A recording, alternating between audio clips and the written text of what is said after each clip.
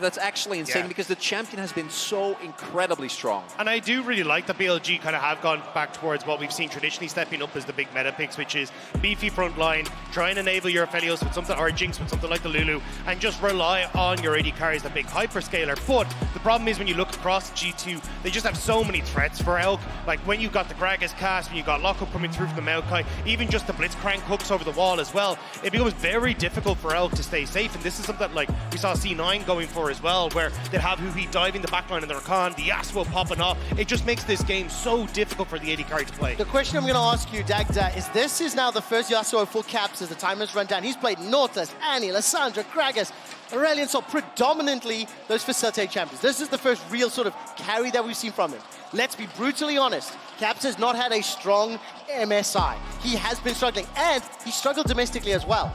How much pressure or how much importance do you put on him having a good performance in this first game in the best of 5? I mean, it's massive. If he ends up falling behind and you don't have that dive threat for the Aphelios, this entire composition essentially falls apart. Like, a lot of this is a case of we want to try and get the Aphelios out of the equation, cause a bunch of disruption, assassinate on the backline, and then set up Jinx to actually just be our main source of DPS. So if you end up with Caps falling massively behind and this Gragas can't really set up for that assassination potential, it doesn't quite work out as G2 are hoping. Oh, the nerves are so high. Copper Box, thank you for the energy, for the noise. It's the middle of a week here in London, and it is a do-or-die series. The first of 3 wins advances to the next round. The loser is eliminated from MSI 2023. Would you say it's a Tuesday, you know? It's a Tuesday here in MSI 2023. As G2 Esports fire out that rocket grab, and you hear the ooze across the Copper Box. Will not find the target there on to Ben. And as we see the rest of the starts, a little bit of an invade on the side of BLG. Going to place themselves a ward, potentially at least towards this chicken camp. And Chronicler, as we look ahead now to the next few minutes of gameplay, I'm keeping my eyes down the summer spells. No teleport for Caps. He's got the flash and the ignite. 2 TPs on the side of BLG. What do you make of the early game, how they're going to play out? Obviously, I think bottom lane could be potentially exciting. Rocket grab into the snap trap. There's a lot of CC there, assuming Mickey can find a target. Yeah, and that's going to be a big question. And as mentioned previously, I think a lot of it comes down to how much can you get done here in mid lane. I do think Mickey and Hans should be able to have early priority and keep Elk and On kind of on the back foot, both because of the range advantage that Jinx has, the shoving advantage, as well as the fact that you need to respect the Blitzcrank hook. But for me, for G2, pre-6, I try to keep it slow. You know, a blitz hook with Yike collapsing notwithstanding, I think that you really need to make sure that you actually are able to utilize the power of that Yasuo, because if you look at the skirmishing power of champions like Cassante, Wukong, and Sylas in like longer drawn-out fights, especially if you add like a Lulu or an Aphelios to that, it can backfire immensely. I'm just watching Yike at the moment. He's actually avoiding his red buff for the moment. Knows that there's a ward on it, but I'm curious to see exactly what his pattern is. So we will actually end up showing on it. Did start as Raptors, and that'll give full information now to BLG as to exactly where he started, and will definitely help Elk and On be a little bit safer in this bottom side, especially as you say, because, well, Mickey just going to face check him, but should be able to push to level 2 here, hit that first, and really put the pressure down here. Also want to highlight that Elk did go for a call, right? So he's feeling good. He's feeling safe, he's just looking to scale, and it puts a little bit more pressure now. Hans can, of course, go for a call after his first back, but will mean that he will be able to cash out on that. Exactly. It's really weird, because it's like, when we saw this matchup start to really come out, I think it was in January last year, you'd actually see both teams essentially just going, right, we're going to go full green, because Aphelios has to start cool, because traditionally, Jinx would get the push, Jinx would try and crash 4th wave reset and then get the color herself, but now we kind of just saw both sides handshaking, a lot of it going, hey, we'll both start cool, but if Hansama is going to start the longsword like this, he really wants to make sure that he's getting some damage down and having some threat. Now, he's with the Blitzcrank, so you can have that little bit more threat with the longsword, but you need to make sure you're winning out on that, otherwise you just start to fall behind. And so far, looks like we're not seeing anything crazy. We do see, as mentioned, Yike will be on the top half of the map. Bin is looking to shove out and see if he can keep himself safe. Although, I gotta say, when it comes to ganks, Cassante is one of the harder ones. And instead, Yike looking to go in here and at the very least get some vision control with that ward. They are aware and might be the wraparound here, trying to take down Bin before he can get the full shove in. Find out. Bin, however, while he's being targeted, rocket grab connects onto Elk. On's got a good amount of damage back The root from the grab attempt, slowing down the engage. Finn's in trouble, already flashed, pushes, Yike under the tower, knocked back from the queue, the burning, the sapling, running, and I don't think it's going to be enough.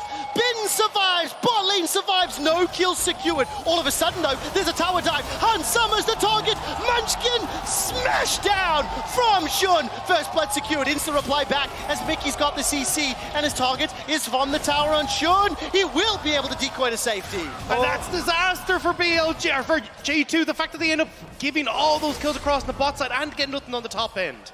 Oh, yeah, if the top lane gank works out, right, it's Xante can still teleport back, but at the very least you get something, but instead you go for a top lane play, it doesn't end up working out. As a result, BLG knows that they can go in, and I think it goes back to that earlier play that we saw, because with Mickey hitting the hook, the short trade looked okay, but by the end of it, they traded health bars, and the moment they realized that Yike is on the top half of the map, BLG's like, we can dive this.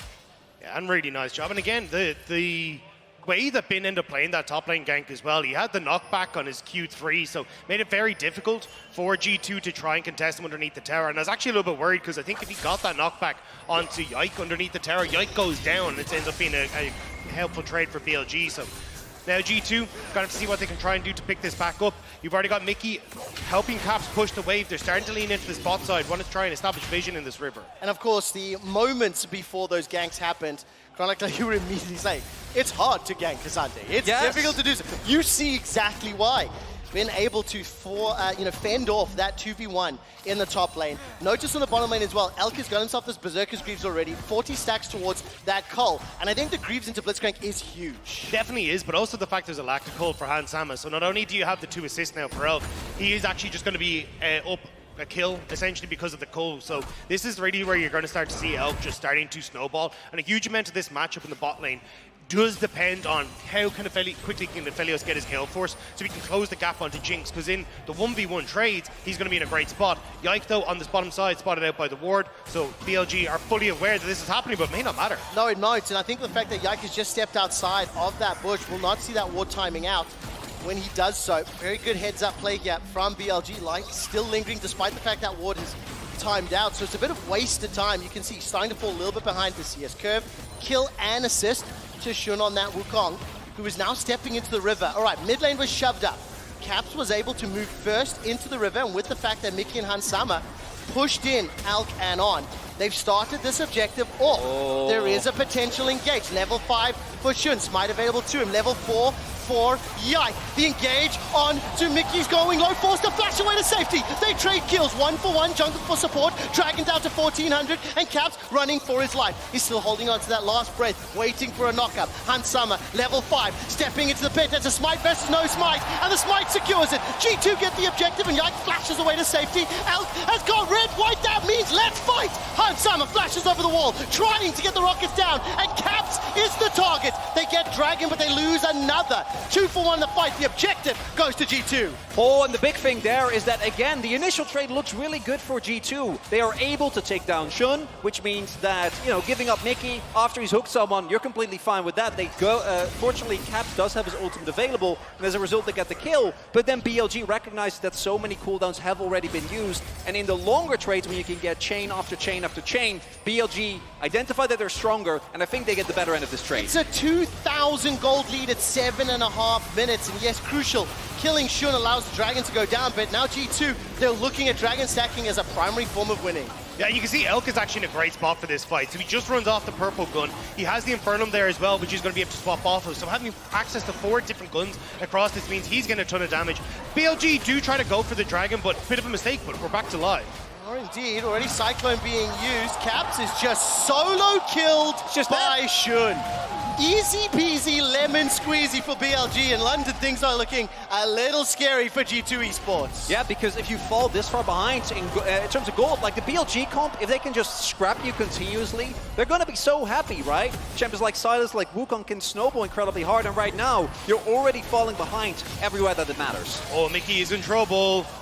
Gotta be able to step away, but you can see that a lot of members of G2 are moving up towards this top side. They're aware there's a lot of members of BLG here, and they are worried that Broken Blade may end up being the focus of a dive here. You can see Bane immediately trying to blow out all the waves there, get it crashed underneath the tower, but BLG going to back away. They'll send Elk back to the bot lane, and everything going to go back to normal. All right, Super Mega Death Rocket was fired there from Hans Summer. No flash for him, Caps, or Yike. Targets available for BLG.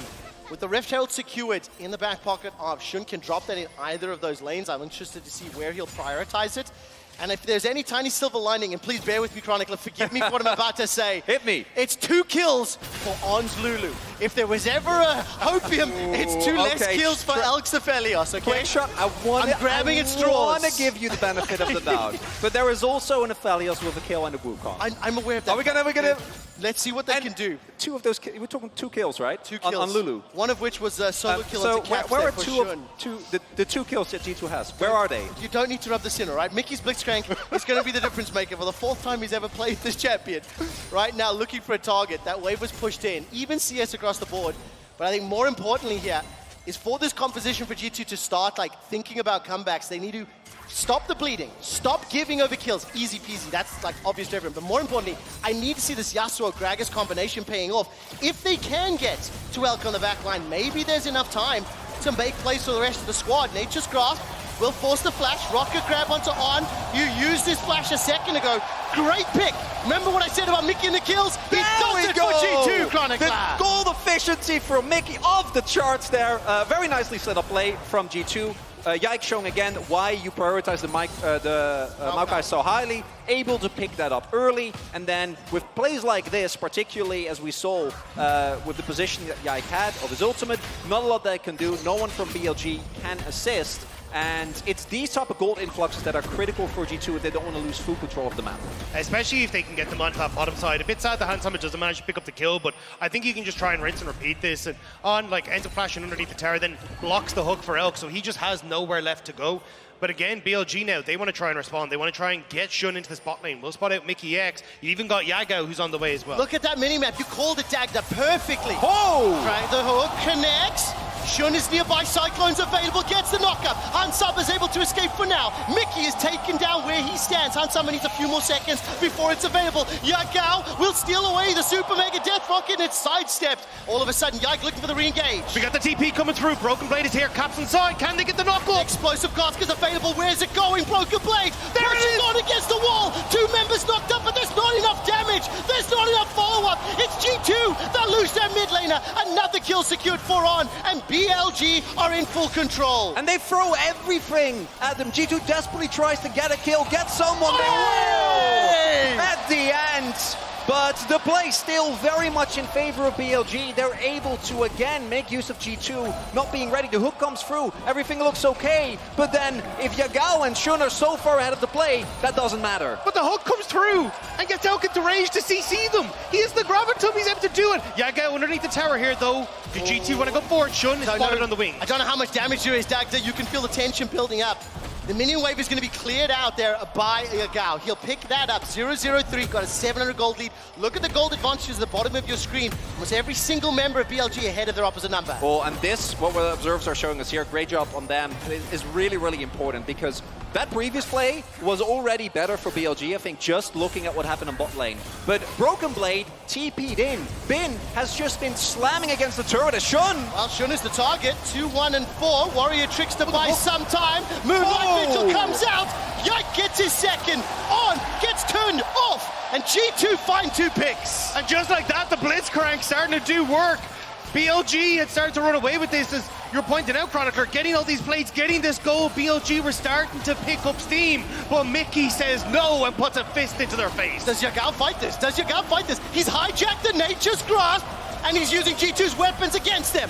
That's a route onto 2. The rocket grab catches onto Elk, and Mickey goes down, but Hans Summer finds the kill. The second dragon goes to G2 Esports, and they are not done yet. It is still a 3-3 1,000 goal deficit. But G2 have got 2 crucial objectives on the board. Also getting plates on the top side. They left Caps up on the top end, so he's managed to steal away a couple of those plates up there as well. They're trying to make sure they can get this gold influx into Caps at the moment, because look, let's be real, it hasn't been the best of starts for him, but at least G2, they're winning it on the map again. Shun, though, wants to make sure Caps gets punished for it. He's done this already. Shun's already found 1 solo kill, forces the flash early. Steel Tempest slowly being charged, support's coming from On as well as Bin.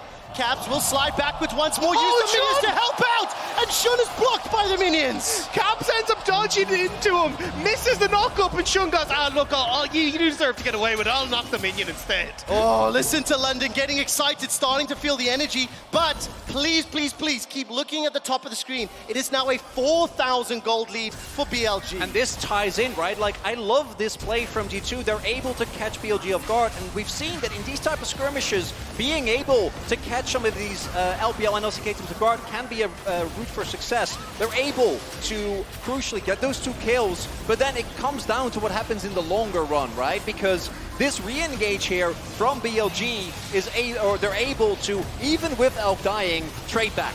Yeah, they do get 1 here, and at least they're able to get Yike as well. So BLG do get something, but I still think with G2, the fact they're making these picks, the fact that they're being able to play around Mickey is exactly how they need to start playing this, and might need to find more here. Oh, I'm starting to be scared as Yike gets jumped on by Bin. Goal difference at 14, you can see significantly in favor of Bin. Repeating that awful replay that Shox made us all watch from years gone by as they're taking control. Rift Herald number 2 has been started. Chronicler, do you reckon G2 want this fight? Look at Elk's positioning. If you can't get to him, you can't win the fight. The rest of them standing in front of him. Ghost and Flash available. Nature's Grasp. I think that's fantastic from Yike. Managing to split up BLG. Herald secured. Rocket grab. Pulls back Yagao. He goes golden thanks to the stopwatch. Broken Blade holding on to the ult. Separates them out. The breath is lost, and that's 1 on the board. Getting excited for Hans Summer, who remains untouched. They lose Caps in the fight, but a second kill is secured. Hans Summer gets pushed by the all-out, but it's a 3rd kill secured for G2. They get the objective. They get the kills, and G2 are clawing their way back.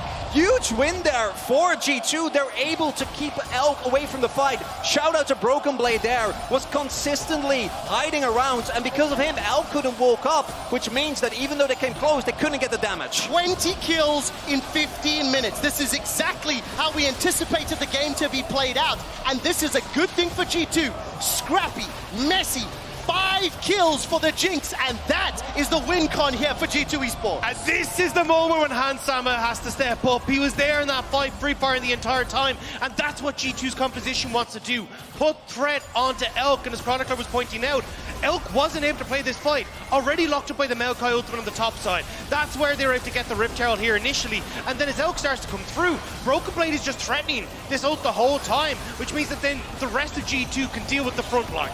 I want to highlight here as well, Yagao going in, kind of independent from the rest of the team, going for a stopwatch bait, but then because of the wind wall, there is no follow-up, right? And with Broken Blade hiding around there, you see the damage just isn't there. I think I missed it. I think Mickey hooked him with the rocket grab, or it was his chains, right? No, he hooked him mid-chains as Mickey. Manages to get caught, and look, once again, following Mickey, damage there onto Bin. 0, 1 and 6, correction, 1-1-1 rather, as Ben is now running for his life, pulled backwards, and that's another kill. The 6 secured. By the way, that cull does not matter. The laning phase is irrelevant because Hans Sama, 6 kills, 5 assists, has now actually overtaken Alex Aphelios in terms of total goals. BLG just need to stay away from River. River is not a good place for BLG. Every time they've tried to walk through here, someone on their side has got caught, and it's given G2 these opportunities to bring this game back again. Look, Caps is 0-4. He's picking up these side waves, though. Again, he needs to be the big one if he wants to try and have that assassination. 10 out of 11 kills Mickey has been involved in. So yes, I concur with you that while BLG are around River, things go bad. But let's put some respect on Mickey's name for this champion that we do not associate with him, that we haven't seen from him. This is his 4th time ever, is finding those picks and bringing G2 back. That 4,000 gold lead is now down to 1,000, which is being less and less relevant. And, teleport coming in, Drake coming up. Drake's Mountain Drake's really big here for either team. All right, target's going to be Yike. Shun starts off that cyclone. Multiple members from both sides.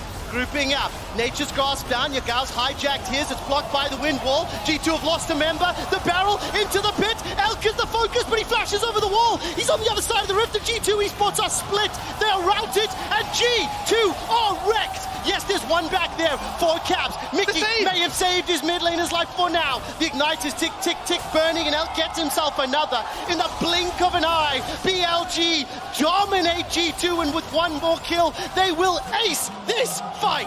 Everyone went for Elk, but he spooked. He hopped over the wall just as everyone in G2 went into the pit, and he manages to escape, manages to get the damage off, where it's then Hansama who's caught between a rock and a hard place, and it's the G280 carry who falls. And at the top of the day, we're talking about this Yasuo, right? What happens if he falls behind? I think we saw it right there. We're going to see in the replay as well, but if I saw correctly, Hans flashed over the wall just to try and get the kill on top of Elk, and then when they were unable to, it just meant that very quickly the fight snowballed decidedly in their favor. This starts with Shun getting caught by Yai, quote unquote, but as it turns out, he has more than enough backup available.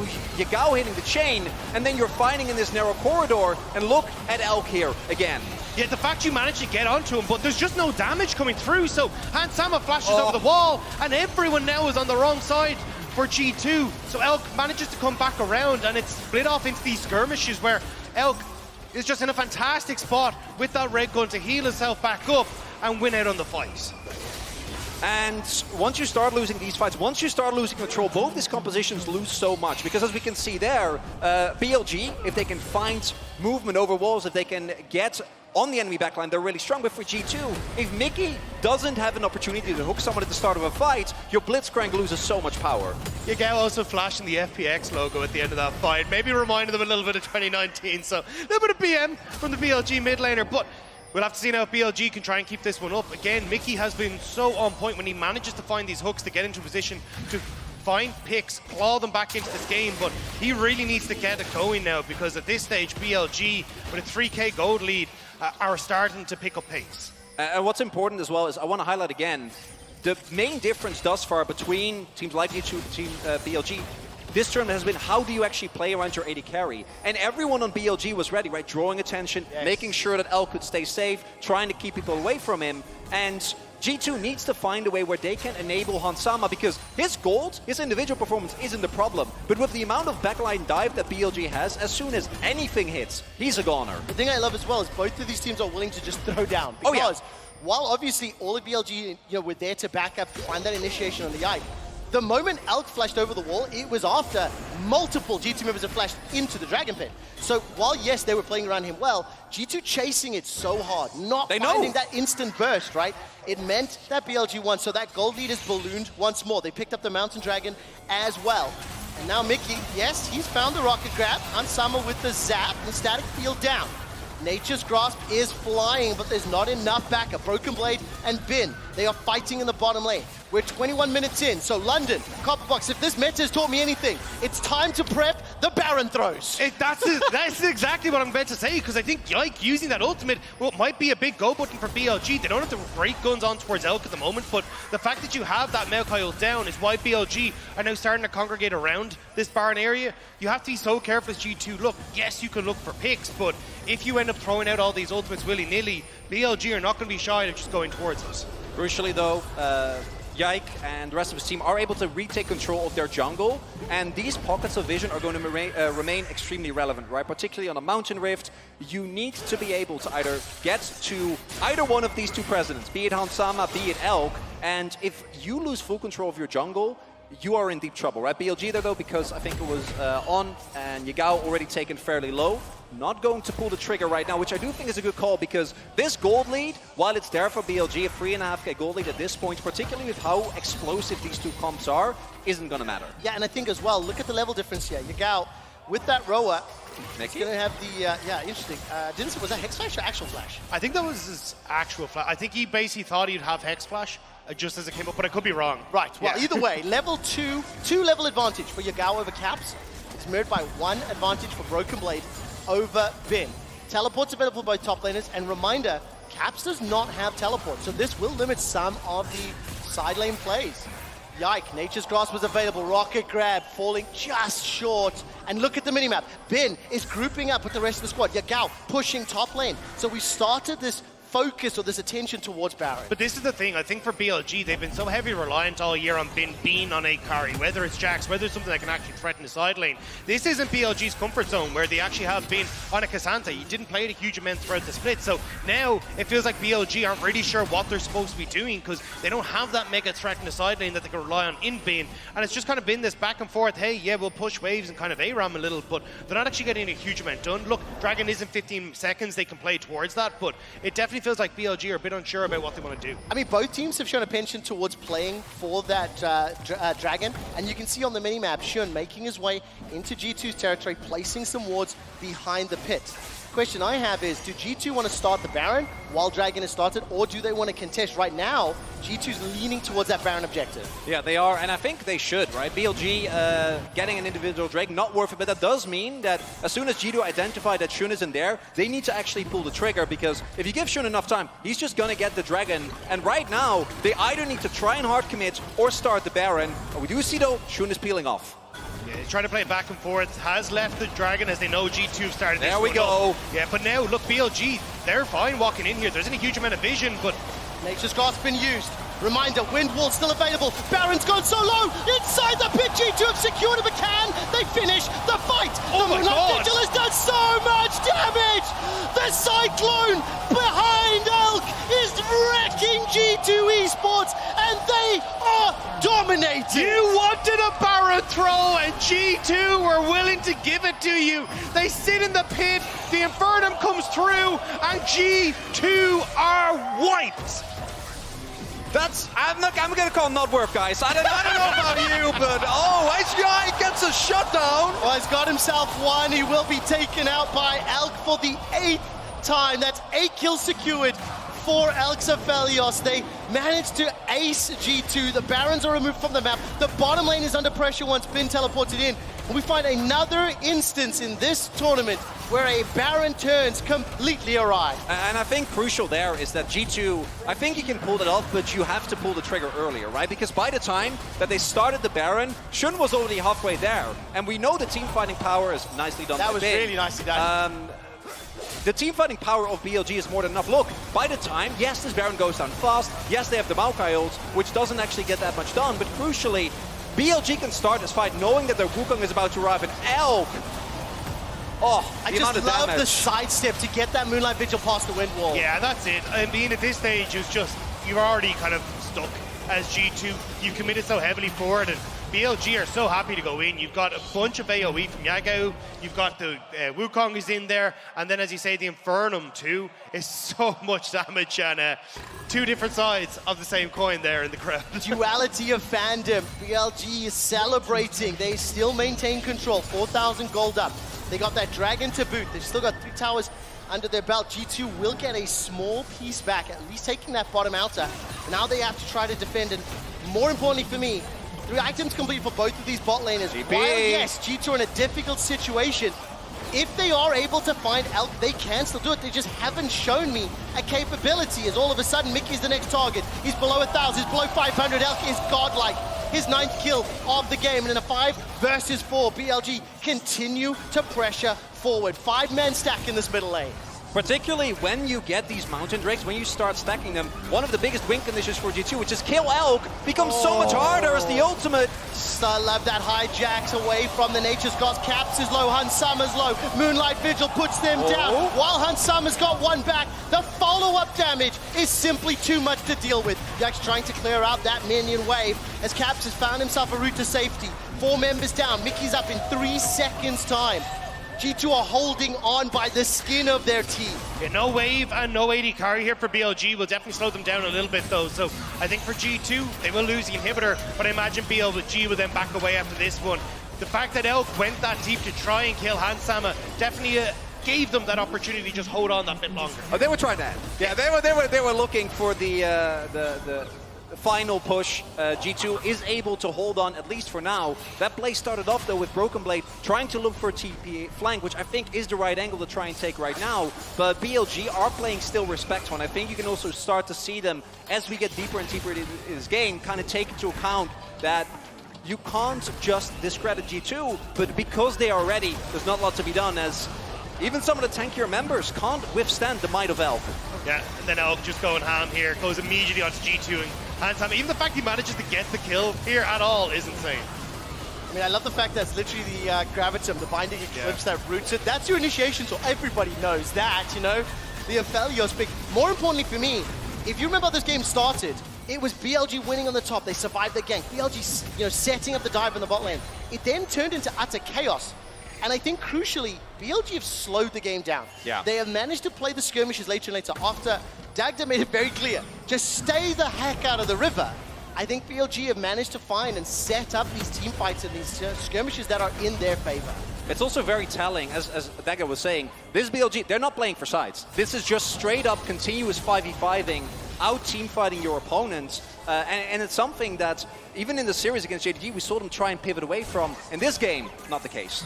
And I think now BLG, they're in a great spot. Again, you've got 2 items onto Caps, but he hasn't really been a threat for BLG all game long. So that wing run we had in Broken Blade trying to assassinate Elk isn't really there. And G2 trying to step up to defend this tower. Yagal's got the barrel. Yagal's hijacked it away. He catches Broken Blade with his own ability. Nature's Cross comes down. It's too little. It might be too late. Elk has slain yet another.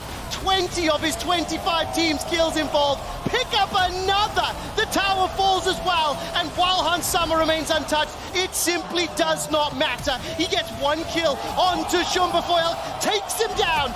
Elk goes golden using that stopwatch with 1 more kill. The ace secured once more for BLG. They are inside the base and teleporting to the Nexus. BLG looking to start this series with a 1-0 lead.